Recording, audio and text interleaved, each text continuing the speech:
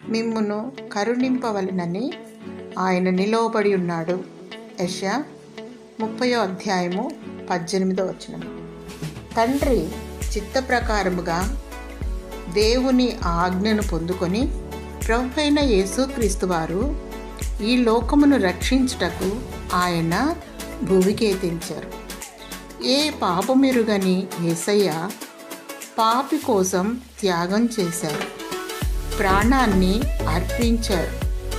ఆయన దయగలవాడు, కరుణామయుడు, జాలిగలవాడు. నీ ఆత్మ నశింపకూడదని, నీవు రక్షింపబడాలని పునరుద్ధానమును పొంది తండ్రి చెంత విజ్ఞాపన చేయుచున్నాడు. దినమెల్లా తన గాయపడిన చేతులు చాచి నిలువబడి ఉన్నాడు.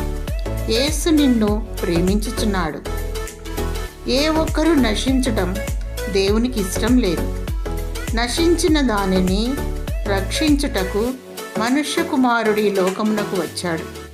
శాంతి సమాధానము లేక ఎటూ తోచని స్థితిలో అంధకారంలో కొట్టుమిట్టాడుతున్నావు.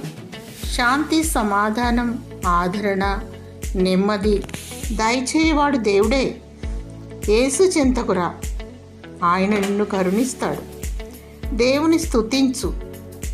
దేవుని కరుణాకటాక్షములు కిరీటముగా దయచేయునుగాక. ఆమేన్.